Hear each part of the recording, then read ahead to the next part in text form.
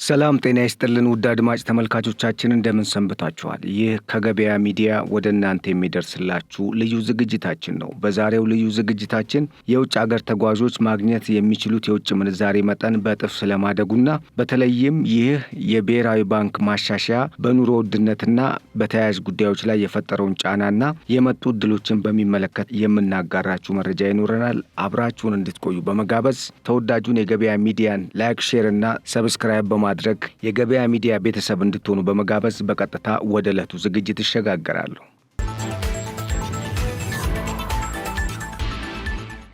የኢትዮጵያ ብሔራዊ ባንክ ወደ ውጭ ሀገር የሚሄዱ የግል ተጓዦች እንዲያገኙ የሚፈቅድላቸውን የውጭ ምንዛሬ መጠን ከ5,000 የአሜሪካን ዶላር ወደ 10,000 የአሜሪካን ዶላር ከፍ ማድረጉ የሚታወስ ነው። ባንኮች ለሚሰጧቸው የውጭ ምንዛሬ አገልግሎቶች የሚያስከፍሉት የገንዘብ መጠን ከ4 በመቶ እንዳይበልጥ እንዲሁም ጥቃቅን አገልግሎቶችን በሚመለከት ደግሞ ወጪዎችን እንዲያስቀሩ መወሰኑም ይታወሳል። የኢትዮጵያ ብሔራዊ ባንክ በውጭ ምንዛሬ ገበያ ስርዓቱ ላይ እነዚህን ማሻሻያዎች መውሰዱን ያስታወቀው ባለፈው ግንቦት 12 2017 ዓ.ም ባወጣው መግለጫ ነው።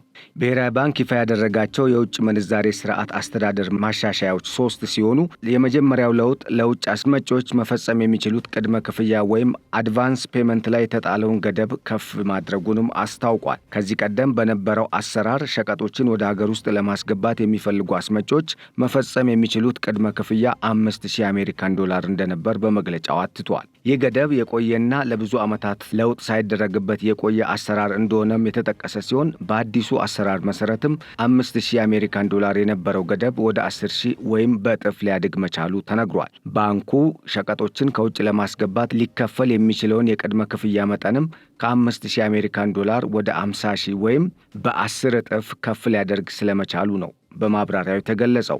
ማዕከላዊ ባንክ ይህንን ለውጥ ያደረገው ከአቻ ሀገራት ተሞክሮ በመነሳት እንደሆነ በመግለጫው ላይ የተጠቀሰ ሲሆን ብሔራዊ ባንክ ይፋ ያደረገው ሁለተኛው ለውጥ ወደ ውጭ ሀገራት የሚጓዙ ኢትዮጵያውያን ማግኘት የሚችሉት የውጭ ምንዛሬ ጥሬ ገንዘብ መጠንንም የሚመለከት ነው። በዚህኛው ማሻሻያ የተጣለውን ገደብ ከፍ ማድረግ የተቻለ ሲሆን ከዚህ ቀደም በነበረው አሰራር ለበዓል፣ ለትምህርት፣ ለሕክምናና ለሌሎች የግል ጉዳዮች የሚጓዙ ሰዎች ማግኘት የሚችሉት የውጭ ምንዛሬ መጠን 5,000 የአሜሪካን ዶላር ብቻ እንደነበር የሚታወስ ነው። ይሁንና ግን ይህ ካሁን በኋላ ወደ 50,000 ሊያድግ እንደቻለም ብሔራዊ ባንክ በሰጠው መግለጫ አስታውቋል። ይህንን የውጭ ምንዛሬ በጥሬ ገንዘብ ወይም በክፍያ መፈጸሚያ ካርድ ወይንም ዴቢት ካርድ ማግኘት የሚቻል ሲሆን የውጭ ምንዛሬ የባንክ ሂሳብ ያላቸው ተጓዦች ደግሞ እስከ 10,000 የአሜሪካን ዶላር ድረስ ማግኘት ይፈቀድላቸዋልም ተብሏል። በተጨማሪም የውጭ ምንዛሬ የባንክ ሂሳብ ያላቸው ተጓዦች በአካውንታቸው ካለው የውጭ ምንዛሬ 10 በመቶውን በክፍያ መፈጸሚያ ካርድ የማግኘት መብት እንዳላቸውም በመግለጫው ተብራርቷል። ብሔራዊ ባንክ ባደረገው ማሻሻያ ለግል ተጓዦች የሚፈቀደው የውጭ ምንዛሬ ከ5,000 ዶላር ወደ 10,000 ዶላር ከፍ መደረጉን አስታውቆ ቀድሞውንም 10,000 ዶላር ላይ የነበረው የውጭ ምንዛሬ የባንክ ሂሳብ ያላቸው ተጓዦች በጥሬ ገንዘብ ማግኘት የሚችሉት የውጭ ምንዛሬ ገደብ ለውጥ አልተደረገበትም ተብሏል። ለንግድ ሥራ የሚጓዙ መንገደኞች ላይ ተጥሎ የነበረው ገደብም ማሻሻያ የተደረገበት ሲሆን በነባሩ አሰራር መሰረት የንግድ ሥራ ተጓዦች የሚፈቀድላቸው የውጭ ምንዛሬ 10,000 ዶላር ብቻ እንደነበር ተጠቁሟል። በአዲሱ ማሻሻያ ይህ ገደብ ወደ 15,000 ዶላር ከፍ እንዲል መደረጉም ነው የተነገረው። በተጨማሪም ብሔራዊ ባንክ ባወጣው መግለጫ የውጭ ምንዛሬ የባንክ ሂሳብ ያላቸው ግለሰቦች በአካውንታቸው ካለው የውጭ ምንዛሬ ውስጥ በክፍያ መፈጸሚያ ካርድ ማግኘት ይችሉ የነበረውን የገንዘብ መጠን ከ10 በመቶ ወደ 20 በመቶ ከፍ ሊያደርግ መቻሉንም አስታውቋል። ባንኩ ለውጭ ተጓዦች በሚፈቅደው የውጭ ምንዛሬ ገደብ ላይ ለውጥ ያደረገ ሲሆን ለተጓዦቹ ምቹ ሁኔታን ለመፍጠር ሲባል የተደረገ ማሻሻያ እንደሆነም አስታውቋል። ሶስተኛው የብሔራዊ ባንክ ማሻሻያ የባንኮችን የውጭ ምንዛሬ ክፍያዎችን ስርዓት ማስያዝን የሚመለከት ሲሆን በመግለጫው ብሔራዊ ባንኮች ለውጭ ምንዛሬ አገልግሎት የሚያስከፍሏቸውን ወጪዎች ተወዳዳሪነትን፣ ግልጽነትንና ምቹነትን ታሳቢ ያደረገ እንዲሆኑ እንደሚያበረታታም ተመላክቷል። ይህንን የሚያደርገውም በሀገሪቱ የሚሰራባቸው ከውጭ ምንዛሬ ጋር የተያያዙ አስተዳደራዊ ክፍያዎችን ከዓለም አቀፍ ሁኔታዎች ጋር ለማጣጣም ሲባል እንደሆነም ተብራርቷል። በዚህም መሰረት ባንኮች ከገቢ ንግድ፣ ከአገልግሎት ክፍያ ወይም ጥሬ ገንዘብ ጋር በተያያዘ ለውጭ ምንዛሬ የሚያስከፍሏቸው ማናቸውም አስተዳደራዊ ወጪዎች እና ክፍያዎች ከ4 በመቶ እንዳይበልጡ መወሰኑን ያስታወቀ ሲሆን ይህ ውሳኔ ከባለፈው ግንቦት 18 2017 ዓ.ም ጀምሮ ተግባራዊ መደረግ መጀመሩም ነው የተገለጸው። በተጨማሪም ባንኮች ከውጭ ምንዛሪ አገልግሎት ጋር በተያያዘ የሚያስከፍሏቸውን የተለያዩ ተጨማሪና ጥቃቅን የአገልግሎት ወጪዎች እንዲያስቀሩም መመሪያ መተላለፉና በጥብቅ እንደተነገራቸውም ተገልጿል። ባንኩ ይህንን መመሪያ ያስተላለፈው ከውጭ ምንዛሬ ጋር የተያያዙ አስተዳደራዊ ወጪዎች ለተጠቃሚዎች ግልጽ እና ቀላል መሆናቸውን ለማረጋገጥ በማሰብም እንደሆነ አስታውቋል። በተጨማሪም ይህንን ግልጽነት ለማረጋገጥ ሲባልም ከመጪው ወር ሰኔ 2017 ዓ.ም ጀምሮ ባንኮች ከውጭ ምንዛሬ ግብይት ጋር በተያያዘ የሚያስከፍሏቸውን አስተዳደራዊ ክፍያዎች በድረገጹ በመደበኛነት ለሕዝቡ ይፋ እንደሚያደርግም አስታውቋል። ካለፈው ዓመት ሐምሌ ወር ጀምሮ ገበያ መር የውጭ ምንዛሬ ፖሊሲን እየተገበረ ያለው ብሔራዊ ባንክ ይህ እርምጃ አዎንታዊ ውጤቶችን ማስገኘቱን በመግለጫው አስፍሯል። በውጭ ምንዛሬ አስተዳደር ስርዓቱ ላይ የተደረጉ ማሻሻያዎች የሸቀጦች የውጭ ንግድ በእጥፍ እንዲጨምር፣ የአገልግሎትና የሐዋላ ገቢ በከፍተኛ መጠን እንዲያድግ እንዲሁም የግልና የመንግስት ካፒታል ፍሰት እንዲሻሻል ትልቅ አስተዋጽኦ ስለማድረጉም ነው ከሰሞኑ የተገኙ ለውጦችን መሰረት በማድረግ መግለጫው ያተተው። ከዚህም የተነሳ የንግድ ባንኮችና የብሔራዊ ባንክ የውጭ ምንዛሬ መጠባበቂያ ክምችት ከመቼውም ጊዜ በላይ አሁን ላይ አድጎ ይገኛልም ሲል ነው ባንኩ በማሻሻያው የመጡ ለውጦችን መሰረት በማድረግ በሰጠው መግለጫ ያስታወቀው። አሁን ይፋ የተደረጉ ማሻሻያዎችም የሀገሪቱን የፋይናንስ ደንበኞችና የግሉን ዘርፍ መሰረታዊ ፍላጎቶች የሚያሟላ የውጭ ምንዛሬ ገበያ ለመፍጠር ይረዳሉ ተብሎም በጽኑ እንደሚታመን ነው ባንኩ በመግለጫው ያስታወቀው። ይህንንም ተከትሎ ንግድ ባንክ በዶላር መሸጫና መግዣ ዋጋ ላይ የ17 በመቶ ጭማሪ ያደረገ ሲሆን ባለፈው ዓመት ሐምሌ ወር ላይ ገበያ መር የውጭ ምንዛሬ ማሻሻያ ከተደረገ በኋላ የዶላር ምንዛሬ በ128 ገደማ ጭማሪ ሲያሳይ የኢትዮጵያ ንግድ ባንክ በአሜሪካን ዶላር ምንዛሬ ላይ በአንድ ሳምንት የ7 ብር ጭማሪ አድርጎ 131 ብር ከተደረገ በኋላ የዶላር ምንዛሬ በ128 ገደማ ፐርሰንት ጭማሪ ሲያሳይ የኢትዮጵያ ንግድ ባንክ በአንጻሩ በአሜሪካን ዶላር የምንዛሬ ለውጥ በማድረግ በአንድ ሳምንት የ7 ብር ጭማሪ አድርጎ አሁን ላይ 131 ብር እየሸጠ እንደሚገኝም ተመላክቷል።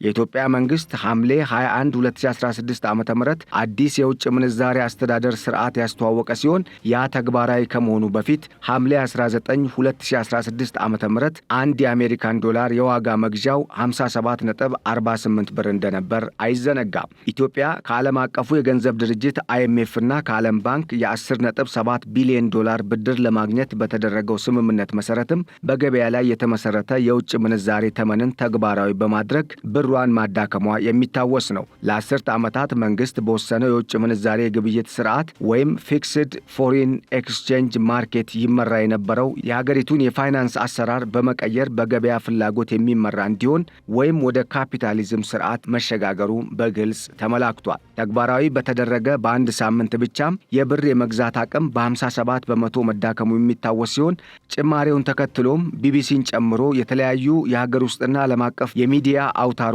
ያነጋገሯቸው ግለሰቦች እና ቸርቻሪዎች የሸቀጦችና የግብአቶች ዋጋ ላይ ከፍተኛ ጭማሪ መታየቱን ገልጸዋል። አዲሱ ማሻሻያ ገቢራዊ ከመሆኑ በፊት አንድ የአሜሪካን ዶላር ግብይት 57.48 ብር የነበረ ሲሆን ከግንቦት 20 2017 ዓ.ም ጀምሮ አንድ የአሜሪካን ዶላር 131 ብር የመግዣ ተመን ወጥቶለት ሊሸጥ መቻሉም ተጠቁሟል።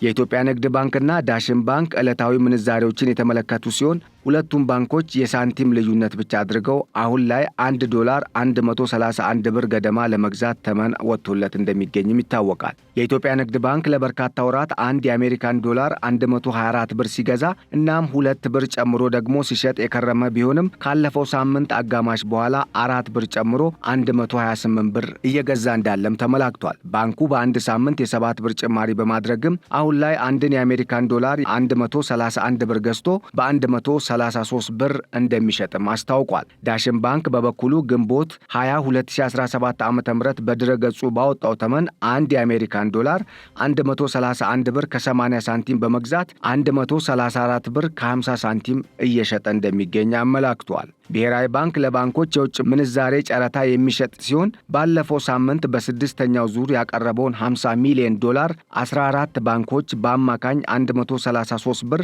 ከ17 ሳንቲም በመክፈል ተጫርተው መውሰዳቸውን አስታውቋል። በአምስተኛው ዙር ጨረታ ደግሞ $60 ሚሊዮን ለጨረታ ቀርቦ 132 ብር ከ90 ሳንቲም አማካኝ ዋጋ ተሸጦ የነበረ ሲሆን መንግስት ብሩን በማዳከም ከትይዩ ገበያ ጋር ለማጣጣም እየሰራ እንዳለ ቢናገርም ልዩነቱ የጨመረ መምጣቱ ግን ግልጽ ሆኗል። ባለፉት ሳምንታት በመደበኛ ገበያው $1 ዋጋ 124 ብር በነበረበት ወቅት በትይዩ ገበያው ወይም በጥቁር ገበያው 154 ብር ሲሸጥ እንደነበር መረጃዎች ያመላክታሉ። ብሔራዊ ባንክ ለ10 ዓመታት በመንግስት ቁጥጥር ስር የነበረውን ማሻሻያ ሲያብራራም ከዚህ ቀደም የነበረው አሰራር ጠንካራ መሰረት የሌለው ትይዩ ገበያን የፈጠረ በመሆኑ ዶላር ከይፋዊ የግብይት ተመን እጥፍ በሆነ ዋጋ ለግብይት እንዲቀርብ መንገድ የከፈተ መሆኑን ጠቁሟል። በዚህም ምክንያት አገሪቱ በውጭ ምንዛሬ ጥረት ስትፈተን ነበር ያለው ባንኩ ይህም በዋነኝነት መሰናክል የሆነው ለግል ዘርፉ እንደሆነ ጠቅሶ ጥቂት የሆኑ ህገወጥ አካላት እና ደላሎች የማይገባቸውን ጥቅም ሲያግበሰብሱ መክረማቸውንም ባንኩ በመግለጫው አስታውቋል። የውጭ ምንዛሬ ተመንን በገበያ ላይ እንዲመሰረት ክፍት ማድረግ የሀገሪቱን የመገበያያ ገንዘብ በማዳከም ከውጭ የሚገቡ ምርቶችን የበለጠ ውድ ያደረጋቸው መሆኑንም መረጃዎች ይጠቁማሉ።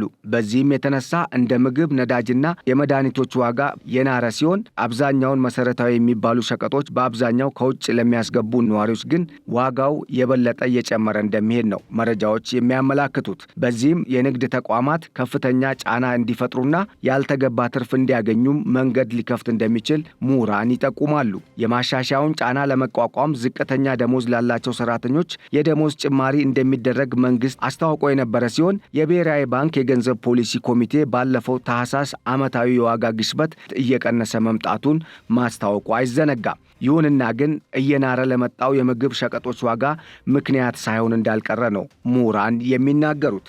በዚህም የተነሳ ባለፉት 6 አስርት ዓመታት ከታየው የዋጋ ንረት አንጻር አሁን ያለው ሲሰላ ምንም እንኳን ከሰሞኑ መጠነኛ ቅናሽ ያሳየ ቢሆንም ከፍተኛ እንደሆነ ነው መረጃዎች የሚያመላክቱት። በዓለም አቀፍ የምግብ ፖሊሲና ጥናት ተቋም ከፍተኛ ተመራማሪ የሆኑት ሮብ ቮስ የርካሽ ምግብ ጊዜ አሁን ላይ እየጨመረ መምጣቱን የጠቆሙ ሲሆን ይህም በሀገር ውስጥ ካለው ሁኔታ ጋር ሲነጻጸር ኢትዮጵያ ከዚህ የተነጠለች ባለመሆኑ አሁንም በኢትዮጵያ ያለው የዋጋ ንረት እየጨመረ እንጂ እየቀነሰ እንዳልሆነ ነው መረጃዎች የሚጠቁሙት። በተለይም ዘንቢል ሙሉ የምግብ ሸቀጥ መግዛት አሊያም 2-3 ምግብ አዞ መብላት ከዚህ ቀደም እንደነበረው አሁን ላይ የቀረ ሲሆን ይህም በኢትዮጵያም ሆነ በሌሎች የዓለም ክፍሎች ጎልቶ የሚታይ የሸማቾችን ኪስ የፈተነ ጉዳይ እንደሆነ የተለያዩ የዓለም አቀፍ ተቋማት የሚያወጧቸው ሪፖርቶች አመላክተዋል።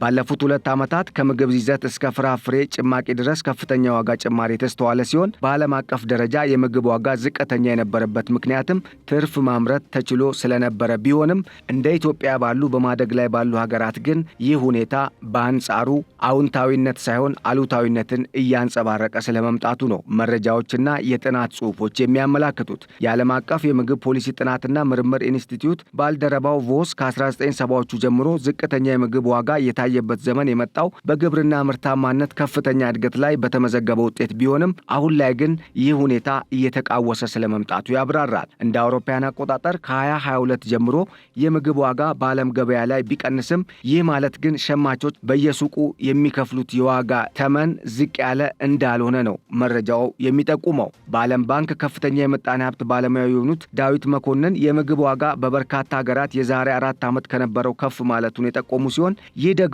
የምግብ የማግኘት አቅምን በከፍተኛ ሁኔታ እየሸረሸረው እንደሚገኝ በመጥቀስ በተለይም እንደ ኢትዮጵያ ባሉ በማደግ ባሉ ሀገራት ላይ ይህ ሁኔታ በስፋት እየተስተዋለና የፖሊሲ ለውጥ በተደረገ ቁጥር ዜጎች ክፉኛ እየተፈተኑ እንደሆነም ጠቁመዋል። እንደ አውሮፓውያን አቆጣጠር በ2017 ዓ.ም 7.1 በመቶ የነበረው አሁን ላይ 9 በመቶ መድረሱን የዓለም የምግብ ድርጅት መረጃ የሚያሳይ ሲሆን የዓለም ምግብ ድርጅት በቅርቡ ባደረገው ዳሰሳ ውጤት መሰረትም ከዓለም 1/3 ሕዝብ ከአፍሪካ ደግሞ 2/3 ጤናማ የሆነ አመጋገብ የለውም ሲል ነው ሪፖርቱ ያመላከተው።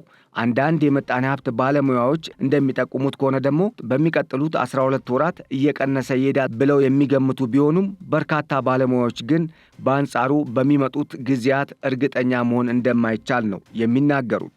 ይህም ዋጋ እንዲጨምር ከሚያደርጉ ገፊ ምክንያቶች መካከል ምርትን ለማምረት የሚወጡ ወጪዎች፣ የአቅርቦት ሰንሰለት መረበሽና የአየር ንብረት ለውጥ እንደ ዋና ምክንያት የተነሳ ሲሆን ሕዝቡና የሕዝቡን ኑሮ ማዕከል ያላረጉ የንግድ ፖሊሲዎች በዚህ ላይ መጨመራቸው ሁኔታውን የበለጠ ሊያባብሰው እንደሚችል ነው ምሁራኑ የሚጠቁሙት።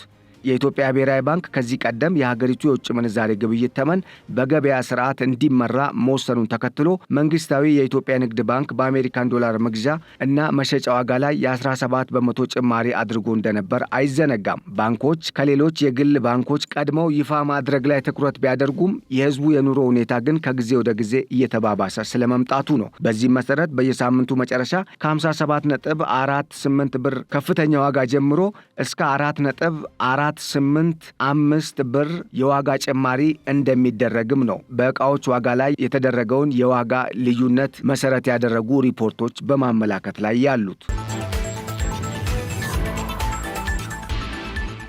አድማጭ ተመልካቾቻችን ለዕለቱ ያዘጋጀንላችሁ ልዩ ዝግጅታችን ይህንን ይመስል ነበር። አብራችሁን ስለቆያችሁ በማመስገን በተለይም በዓለም አቀፍና በሀገር ውስጥ እየታዩ ያሉ የዋጋ ንረትና የፍጆታ ዕቃዎች የዋጋ ተመን መጨመር በሕዝቡ ላይ እያደረሱ ያሉ ችግሮችን በሚመለከት ጠቃሚ መረጃዎችን እንዳስዳሰስናችሁ በማመን ስለነበረን ቆይታ በማመስገን ቸር ተመኘን።